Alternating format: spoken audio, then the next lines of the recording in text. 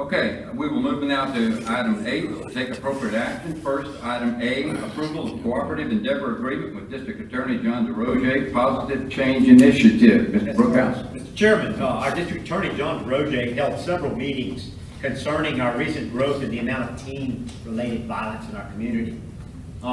He's requested the cooperation and the assistance of us, along with the City of Lake Charles, the Sheriff, and the Police Jury, in implementing a positive change initiative program to protect, educate, and counsel at-risk youth of middle school age and their families and guardians regarding the dangers of delinquent behavior. For years, you know, we've participated in the DA's early intervention program designed to intervene with at-risk school children at the elementary level. The program attempted to create a conduit between home, school, social service systems, and the legal system to quickly identify and intervene with at-risk children. This new program is, as I said, is designed to reach middle school students. The required participation on our part, or the requested participation on our part, would be $40,000 as part of a total $185,000 a year given by all of the entities. Our share $40,000 for 3 years. Mr. DeRozier is here tonight, Mr. Chairman. I hope you would entertain him speaking to you. Absolutely. Yeah. Mr. DeRozier, would you come forward, please? Make any comments you feel you want to make? Oh, we have a motion. Mr. Delacroix moves. Second. Participate in the program. Mr. Tarver seconds. And we'll have discussion and remarks. Up here, Mr. DeRozier, please. Thank you, Mr. President. First of all, I want to commend Mr. Brookhouse. We've been talking about a program like this for quite a while, and it is really heartwarming to see the organizations and the government legislation come together to make this happen. You know, we don't have the problem in Calcasieu Parish that you see in Detroit and Chicago and Baltimore and Washington and other places. We don't want to have that problem. We do have a problem with young males, particularly young black males, being involved in violent crimes. What we intend to do is to make leaders out of a number of these young individuals. What we have found is that the progression rate of young individuals who are involved in criminal activity increases. We started, the city police did a study with our assistants, and from age 8 upward, every year you get involved in a little more violent crime until you get to age 13. And then it becomes geometric as opposed to arithmetic. So what we intend to do, and that's middle school age kids. So what we intend to do is attack that target group and make them realize that their lives have value and that they can contribute to their community and that their destiny in life is not going to be determined by where they were born or where they grew up. That they can have everything that everybody else has in Calcasieu Parish. We're so fortunate with the economic boom we have in this parish right now, but not everybody has been able to benefit from that. What we plan on doing is showing these young people there is a light at the end of the tunnel, and here's how you get from here to there. We have hired some people, and we'll be disclosing that very shortly. We anticipate kicking this program off on about January 2nd. We are prepared to go into these schools with the assistance of the school board. Nobody, just like we discovered in the early intervention program in pre-K, nobody sees and understands the problem of these kids quicker than school teachers and school counselors. You all see it every day. Your institutions were not designed to raise kids, but you do. Law enforcement was not designed to raise kids, but we do.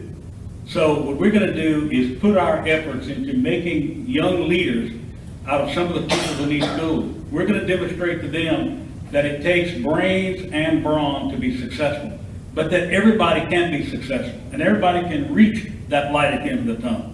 And that's going to be our job, and we're going to make that happen over the next few years in Calcasieu Parish, and that's going to help this entire community. And I appreciate you all considering being a part of that. Thank you, Mr. DeRozier, for the comments. Any questions or comments from the board? All right, Mr. Hardy, you had your hand up. Yes, I want to thank Mr. DeRozier. More than 10 years ago, we talked about this thing in Providence, you recall. And I know it takes a lot to get things to fruition, but you've done so, and we appreciate that. Thank you. Thank you.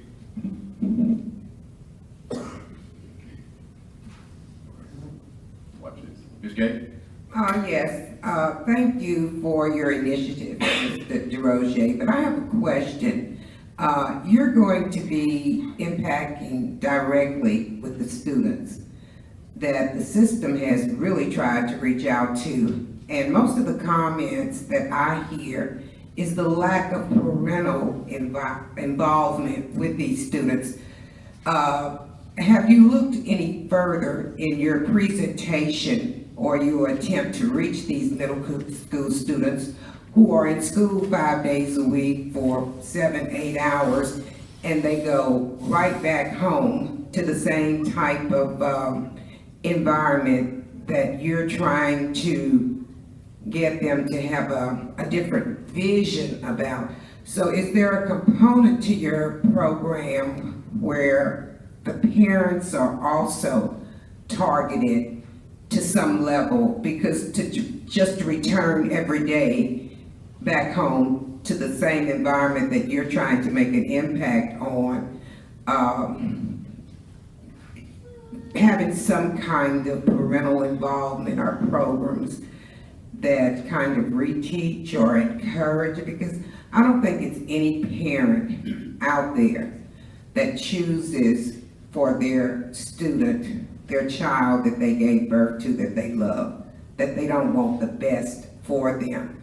So how does your program impact a kind of relationship with the parents? And we're having these parenting workshops in the school. Is your program going to reach out to that element You to have get reached, to those you have students? reached the heart of this program with your first question.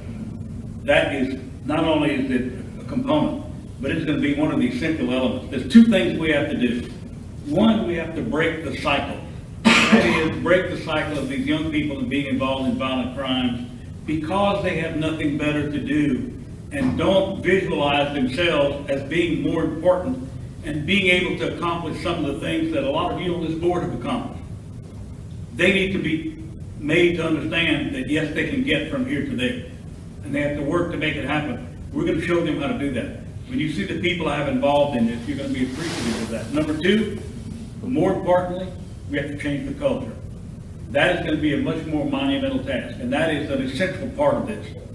What we want to do, several things we're going to do. We're going to consult with the children themselves. We're going to do some polling. We're going to do some questions and answers for them. We want to know from them what they think their impediment is. We want to know from them how they think their family lives can be improved.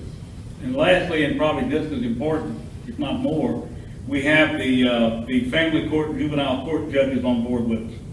What we are going to do in changing the culture is changing the involvement of families and making more cohesive family units within that target group. Because you're right, that is the key to why we have failed thus far in this country to make some good things happen. We have not been able to accomplish that. That is going to be one of our major goals, to unite families. And sometimes, you know, some people have been brought into programs kicking and screaming and have come out really well. Well, if we have to bring some people in kicking and screaming, we're going to do that. But we're going to make those family units perform more cohesively. Too many young people are being raised by their grandparents. And you see that every day. I see it every day. When I see these young juveniles that are brought in to visit with me that are in trouble, and there's no daddy to be found, and mama is sometimes there, sometimes not. And that's all over this parish, everywhere. We are going to target that group, yes ma'am. That's going to be one of our major projects. That's why when I say change the culture, that's the culture we're going to have to change. And it's going to take the entire community. Not only the people that we've hired, but the people and volunteers. And the pastors are going to be on board. But it's also going to take more than just pastors. It's going to take those young kids in school who want to learn to become leaders. And learn, you know, some leaders, they don't lead in a good direction. We're going to change that direction. We're going to show them how to be leaders in a good way. And that's what it's all about. Reuniting families and uniting families for the first time is going to be one of our major priorities. Yes, because I worked in the system for 35 years, and when I read some of these names in the paper, I'm kind of old now, but I say, look like I know this name. And eventually I find out that that this is the child of someone that I actually taught. So if they're following in the footsteps of the parents, then I think that we need to have some parental component of that, because a lot of these mothers are raising these children by themselves, and a lot of the fathers are incarcerated. So they need to know that this is not all right. I mean, I just can't see just talking to the children when they go back home and they're living and witnessing this, that is going to be Those beneficial. mothers need to know what to do and how to do it. Okay, We're gonna show them how to do that. Okay. That's why it's gonna take the entire community. okay, thank you. Thank you. Mr. Delafault? Thank you, Mr. DeRozier. You know, this is something that I think I can directly identify with, and I see Mr. DeRozier back there. You know, we are very active in mentoring kids, and we see some of the issues, and I'm glad that we're targeting the middle school, because that's typically where you find that most of the kids begin to change the most. And if you can catch some of the things that they're experiencing at the middle school, it then helps them as they get to high school. So I commend you on the program. With that being said, I do have some questions as it relates to how the program is going to work. You know, I see total cost is around $555,000 if you add everything up over a 3-year period. How many staff members are you anticipate hiring? We're gonna have 2 part-time employees that are gonna work in the early intervention program. We're gonna have a director who's gonna be a full-time employee. And we're gonna have a number of volunteers. And besides that, we're also gonna be applying for different grant programs through the Louisiana Commission on Law Enforcement and others to try and help us. We want to expand this program. If we can be successful in Calcasieu Parish, we can be successful throughout the state. But you know, it's like a merry-go-round that's already been moving for a long time. As Mr. Hardy said, he and I talked about this 10 years ago, and we started the early intervention in pre-K, and it's working. It's a long process, especially when you have to change the culture. The only way it's going to work is to change the culture. The first thing we've accomplished in 10 years, we can talk about the problem right now. 10 years ago, that would have been pretty difficult because of our target group. Now, we can all talk about the problem. And you mentioned Mr. Dozier. He is with me here tonight. He's going to be one of our guys. And we have 2 other people who are going to be first class. And we are going to attack this problem, and we're going to make some headway. If we can do it in Calcasieu, we can do it in this state. Right. If we can do it in this state, we can do it across the country.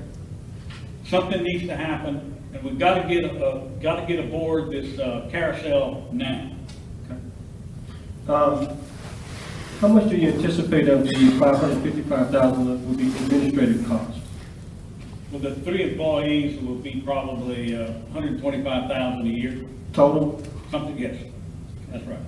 Okay. When you talk about the kids, how do you identify those kids? I mean, are you partnering with schools, or these kids that have to get in trouble first? What's your angle in terms of how do you identify them? We're going to basically identify our target group, of course, by age. We're going to be in middle school, so we're looking at 12, 13, and 14-year-olds. And we want the help of the school board. As I said a while ago, your job is not to raise kids, but you're doing it. Some kids get the only good meal they're going to have in one day at your schools. They get the best direction they have and the best discipline they get at school. Okay. So I need help from the school board. But we're gonna use every school board employee that we can coach into helping us. We're gonna use every volunteer. We're gonna use every church. When you see the group we've put together of people who want to participate in this, there are a whole lot more participants than the 3 employees we're gonna have. Okay. And so I'm assuming what you're saying is you're going to be partnering up with some mentoring groups that we have, because I know the city is pushing a big initiative on trying to get partnerships with all the mentoring groups that can help. Absolutely. Okay. Absolutely. You know, a couple more questions.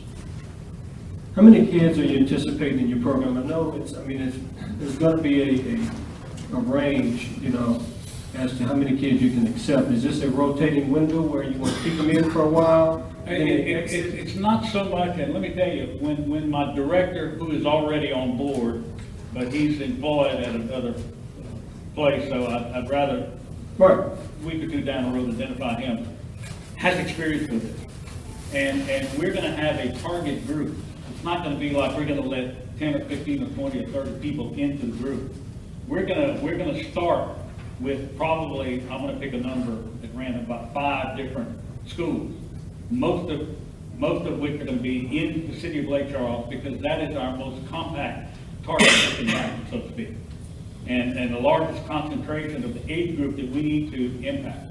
And we're gonna get into those schools and into those groups of people. And we're gonna find the leaders of the football team, the leaders of the basketball team, the leaders of the debate team.